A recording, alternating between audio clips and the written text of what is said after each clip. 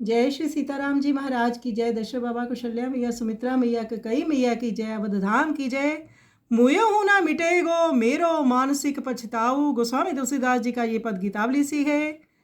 महाराज दशरथ ने श्री राम जी को 14 वर्ष के लिए वन जाने की आज्ञा दी और कैकेयी जी के कहने के अनुसार उनके वचन जो कैकेयी जी के पास थे उसकी निमित्त उन्होंने उस आज्ञा का आदेश दिया और सुमंत जी को कहा कि सिया राम जी लखन जी को कुछ देर वन में भ्रमण करवाकर वापस अयोध्या ले आना।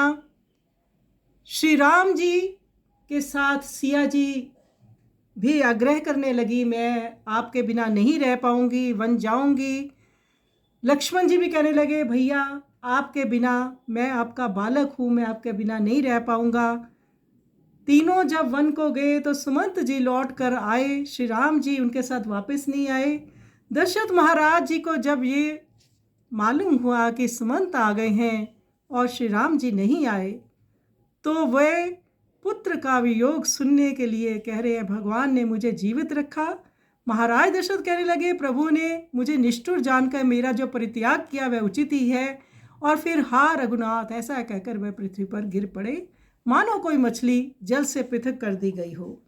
महाराज दशरथ सोचते हैं, मैंने स्त्री के वशीभूत होकर सोच समझकर काम नहीं किया, इससे प्राप्त हुआ मेरा मानसिक पश्चाताप मरने पर भी दूर नहीं होगा।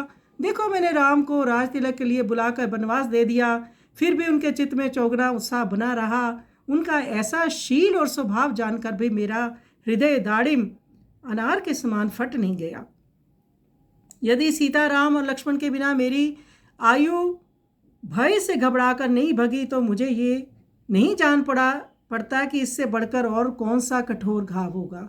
हे सुमंत सुनो, या तो मेरे सुंदर पुत्रों को लाकर मुझे उनके साथ जीवित रखो, नहीं तो अब मुझे मृत्यु रूप अमृत का ही पान करा दो। श्री दशरथ महाराज कहते हैं, मैं राम के बिना नहीं जीवित रह सकता। बड़ा मार्मिक ये पद है, आइए इस मार्मिक पद का हम श्रवण करें।